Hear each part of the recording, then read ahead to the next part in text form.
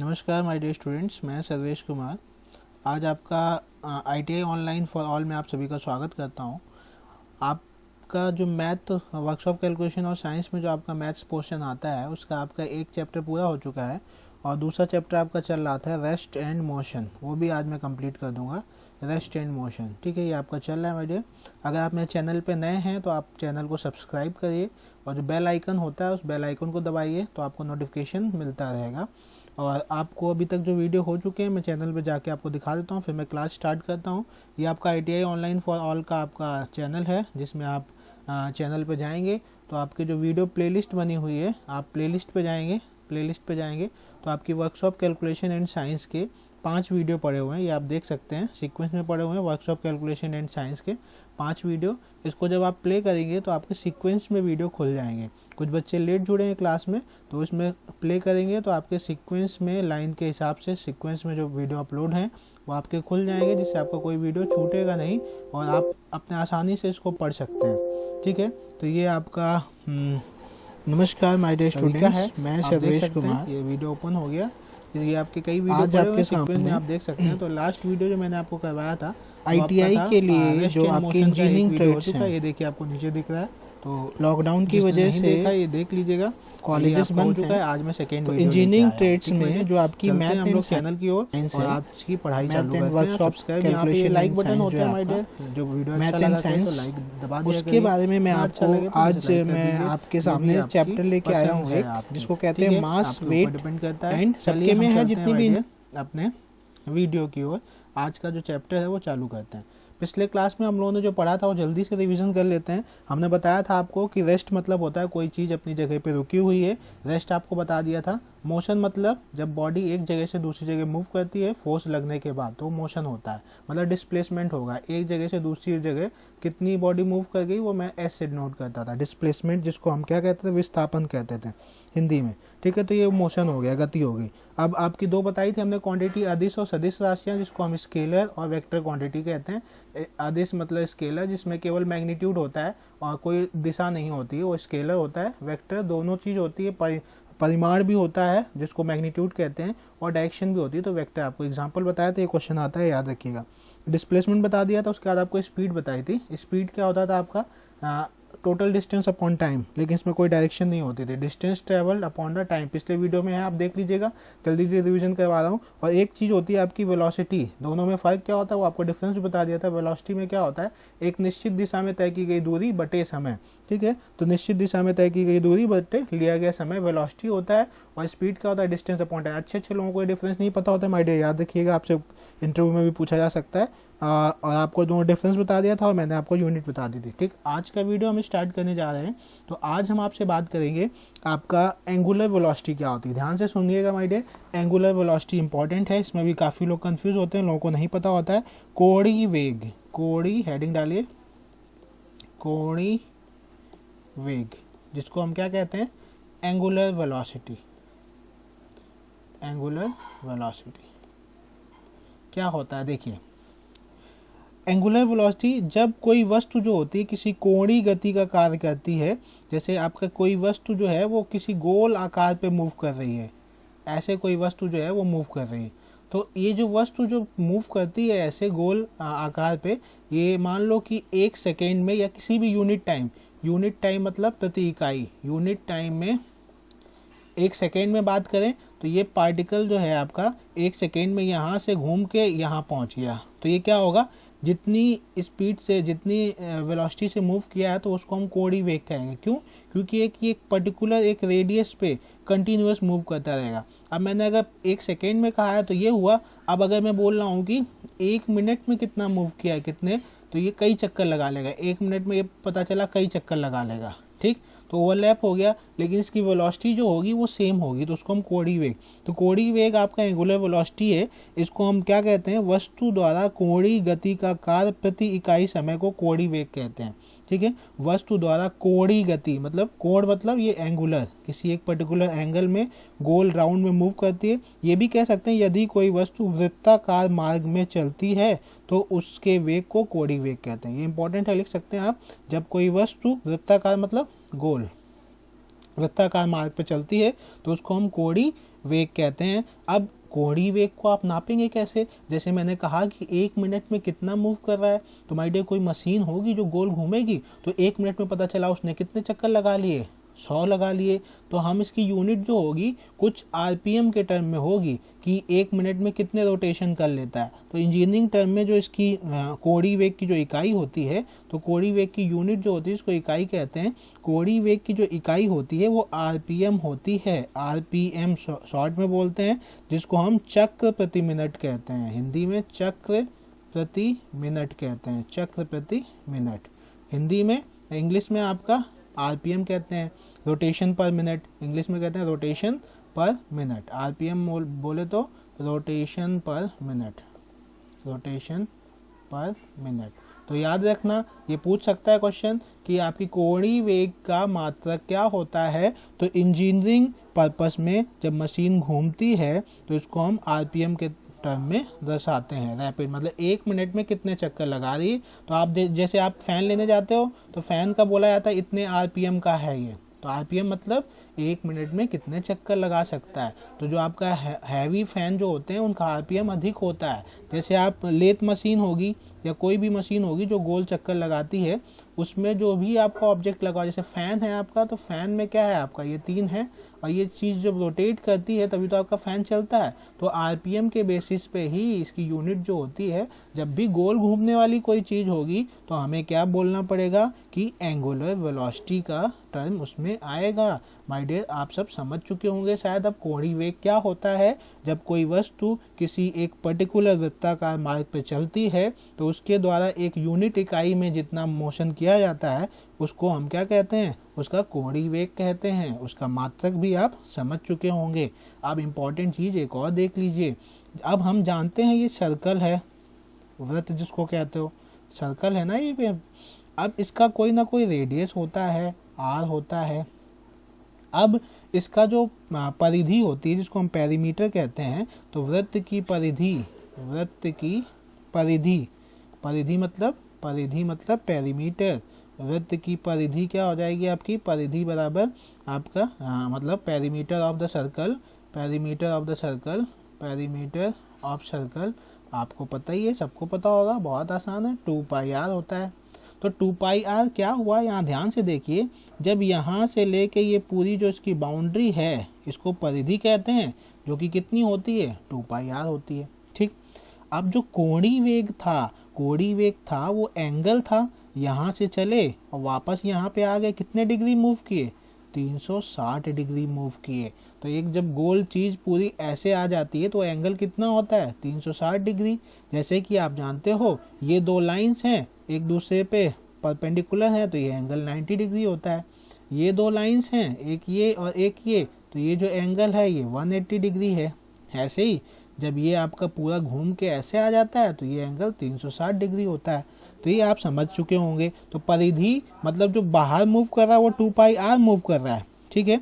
लेकिन जो आपका अंदर जो आपका संपूर्ण चक्र है, संपूर्ण चक्र जो है, इसको हम किस फॉर्म में, हम 360 डिग्री को हम अगर रेडियन के फॉर्म में लिखते हैं तो ये डिग्री और रेडियन में फ़र्क होता है, ये 2 पाई रेडियन होता है। तो 360 डिग्री मतलब, क्योंकि हम कभी कभी पाई को 180 डिग्री के टर्म में बोलते हैं, पाई रेडियन इक्वल टू 180, तो 2 पाई कितना हो जाएगा, 2 पाई मतलब 2 से मल्टीप्लाई कर दो, 360 डिग्री। अब समझिए आगे हम क्या बताने जा रहे हैं। ठीक, तो ये आप हम समझ गए, वृत्त की जो परिधि होती है वो 2 पाई आर।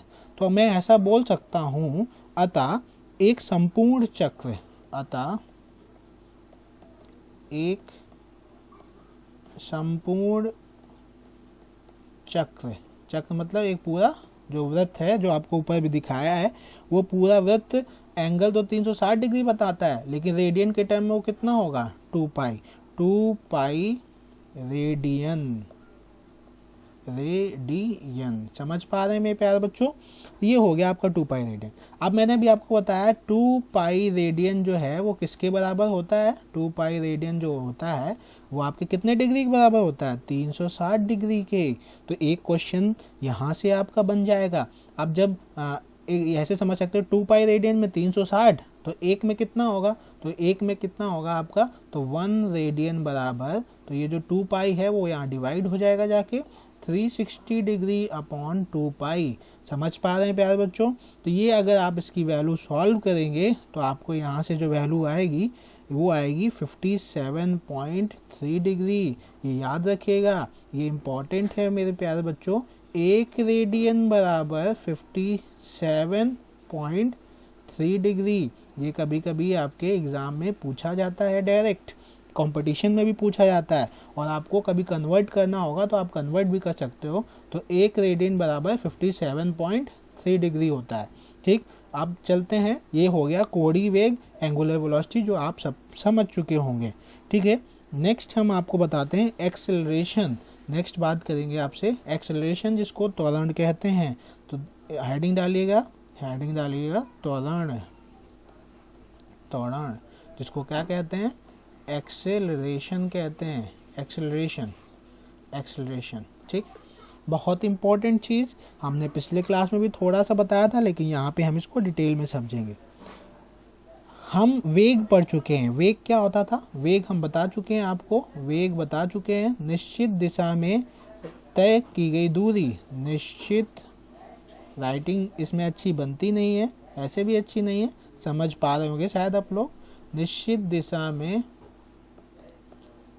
तय दूरी बटे लिया गया समय, जिसको हम वेलोसिटी कहते थे, लिया गया समय।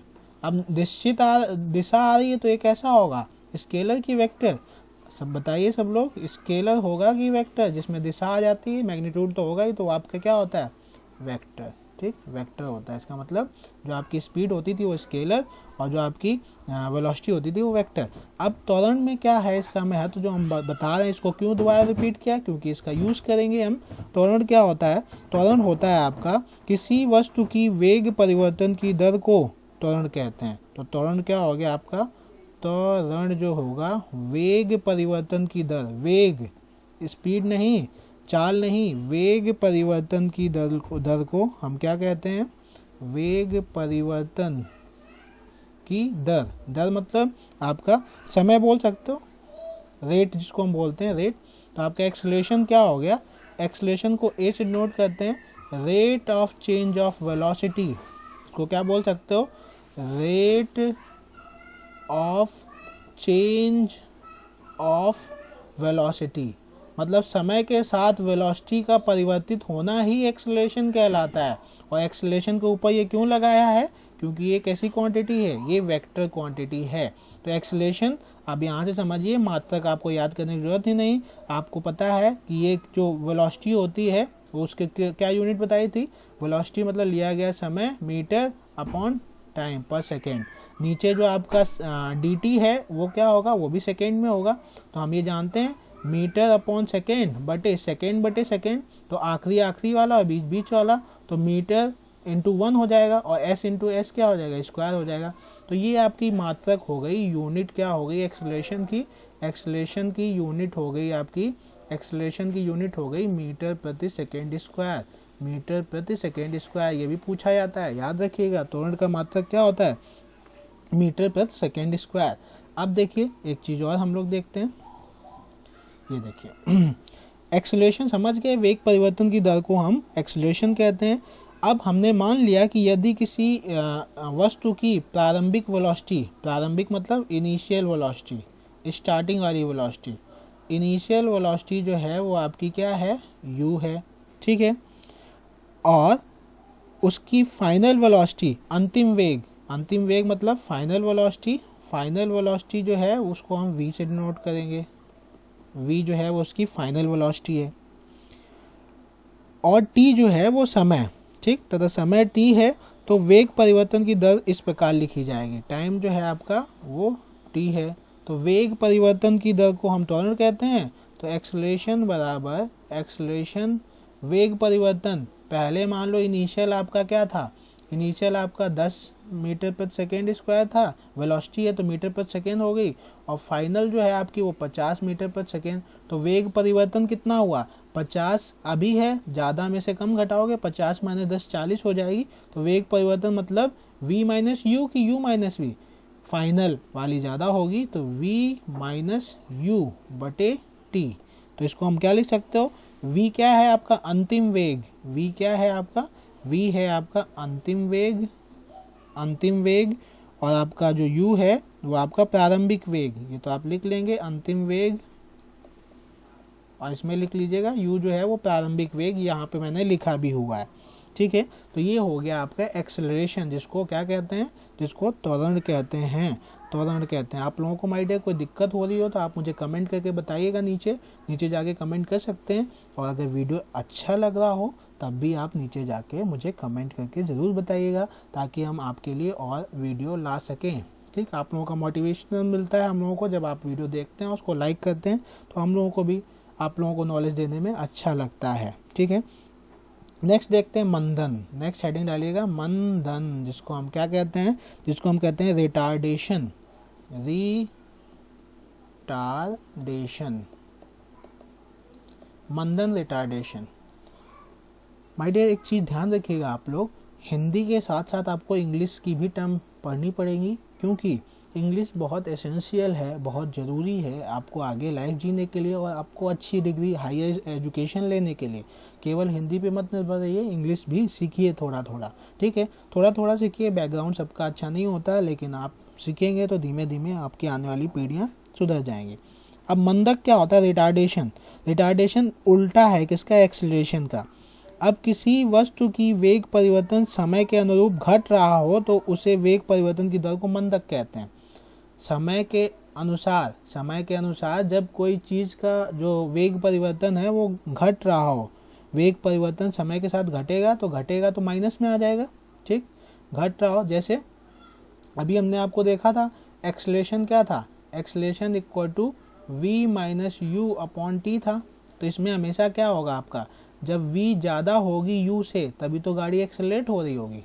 एक्सेलरेशन आप बाइक चलाते हो तो जब आप अपना एक्सेलेटर करते हो तो स्पीड बढ़ती है ना, ये आपकी फाइनल वेलोसिटी क्या होती है, बढ़ती है। और इनिशियल जब आपने स्टार्ट लिया होगा, आपने शायद जीरो से ही लिया होगा, इनिशियल वेलोसिटी आपकी जीरो होगी, फर्स्ट गियर में डाला, गाड़ी मूव की, तो आपका एक्सेलरेशन होता रहेगा। अब मान लो कि आप यहाँ से चले, कल्याणपुर से चले आप, कल्याणपुर से आप यहाँ पे, कल्याणपुर से चल के आप टिकरा पहुँच रहे हैं, तो यहाँ पे आप पहुँचते ही क्या करेंगे, यहाँ पे आपको जब ट्रैफिक मिल गया तो यहाँ तक तो स्पीड आपकी ज़्यादा थी, जीरो से स्टार्ट हुई, मान लो आप 60 से चल रहे हो, लेकिन अब जब ट्रैफिक मिलेगा तो ट्रैफिक मिलते ही आपको ब्रेक लगानी पड़ेगी। तो ब्रेक लगाओगे तो आपकी जो फाइनल वेलोसिटी अब ये थी 60, तो अब ये कन्वर्ट हो जाएगी आपकी इनिशियल वेलोसिटी में। अब फाइनल वेलोसिटी जो आप ब्रेक लगाओगे तो 10 की स्पीड में चले गए, तो सीधे आप 0 से 50 थे, 50 से कहाँ आ गए, 10 आ गए, तो ये फाइनल वेलोसिटी हुआ वो क्या हुई, घट गई। तो आपकी इसमें क्या होगा, जो v है वो क्या हो गया, फाइनल वेलोसिटी क्या होती है v, वो कितनी हो गई, 10 हो गई, और आपकी इनिशियल वेलोसिटी जो पहले थी वो अब कितनी हो गई, 50 हो गई। तो इसमें कौन सा ज़्यादा, आपका ज़्यादा हो गया इसमें ये। तो जब आपकी प्रारंभिक वेलोसिटी जो होगी वो ज़्यादा हो जाएगी और जो आपकी अंतिम वेलोसिटी है वो कम हो जाएगी, तो उसको हम क्या कहते हैं, रिटार्डेशन कहते हैं, उसको हम मंदक कहते हैं। तो इसकी यूनिट हमेशा सेम रहेगी और इसके अंतिम वेग का मान प्रारंभिक वेग से हमेशा कम होता है, ठीक, ये चीज़ याद रखना। तो अगर डेफिनेशन लिखना चाहो तो जल्दी से लिख लो, किसी वस्तु की वेग परिवर्तन समय के अनुरूप घट रहा हो तो इस वेग परिवर्तन की दर को मंदक कहते हैं। और आपको सब चीज़ मैंने समझा दी। माय डियर समझना बहुत ज़रूरी है, रट्टा नहीं मारना, चीज़ें समझ जाओगे तो आगे कंपटीशन भी देना है, सबको नौकरी लेनी है, उसमें आपको सहायता मिलेगी। नेक्स्ट हम देखते हैं गुरुत्वीय गति, नेक्स्ट हेडिंग डालिएगा गुरुत्वीय गति, गुरुत्वीय गति जिसको हम मोशन अंडर ग्रेविटी कहते हैं, गुरुत्वीय गति जिसको हम क्या कहते हैं, जिसको हम कहते हैं motion under gravity, motion under gravity, gravity, ठीक, इसको समझिएगा। जब मैं कोई वस्तु ऊपर भेजता हूँ, फेंकी मैंने बॉल ऊपर जाने के बाद जब उसकी जो आपका जो ऊपर जो आपने भेजी होगी किसी वेलोसिटी से, वो वेलोसिटी जब 0 हो जाएगी तो वस्तु नीचे की ओर आती है। और हम सब जानते हैं ये आपका ग्लोब है, ग्लोब है, और आपका ये सेंटर जो है इसका, यहाँ पे गुरुत्वाकर्षण बल होता है। और हम लोग सब कहाँ रहते हैं, यहाँ सरफेस में रहते हैं, सब इंसान कहाँ रहता है, अर्थ सरफेस के ऊपर रहता है। जब मैंने कोई वस्तु यहाँ से फेंकी तो जब उसकी वेलोसिटी 0 हो गई तो उसको कौन नीचे खींचता है? अर्थ का जो सेंटर होता है वो उसको नीचे की ओर खींचता है, इसीलिए वस्तु जो होती है वो नीचे चली आती है। इसीलिए जो वस्तु होती है वो कहाँ आती है? नीचे की ओर खींची चली आती है। इसी बल को हम गुरुत्व, अब देखिए, अब जब यहाँ से स्टार्ट हुई तो अब नीचे जब उसको कोई चीज़ खींचेगी, यहाँ से कोई चीज़ खींच रही है तो धीमे धीमे इसकी वेलोसिटी जो होगी वो बढ़ेगी, मतलब वेग परिवर्तन की दर को हम त्वरण कहते हैं। तो हम बोल सकते हैं क्या, उसका एक्सेलरेशन जो होगा वो धीमे धीमे जैसे जैसे नीचे आएगी वैसे वैसे क्या होगा? बढ़ता चला जाएगा। जैसे क्रिकेट में आपने देखा होगा, किसी ने मारा, छक्का मारने की कोशिश की, लेकिन क्या हुआ, उसका बैट का टॉप एज लग गया, बैट का ये टॉप एज लग गया तो गेंद कहाँ गई? उछल गई। जब बॉल उछल गई तो अब कीपर उसके पीछे पीछे दौड़ा और एक इनिशियल ऊपर तक जाने के बाद वो नीचे काफ़ी तेज गति से आती है। तो वो कौन खींचता है उसको? वो कीपर के दस्ताने थोड़ी ना, उसमें मैग्नेट थोड़ी लगा जो उसको खींच रहा होगा, उसको खींचता है जो आपका गुरुत्वाकर्षण फोर्स होता है, जो कि आपके अर्थ के सेंटर में होता है, वो उसको नीचे की ओर खींचता है, जिसको हम क्या कहते हैं? गुरुत्वजनिक त्वरण कहते हैं। जिसको क्या कहते हैं? गुरुत्वजनिक त्वरण लिख सकते हैं आप, जिसको क्या कहते हैं? गुरुत्वजनिक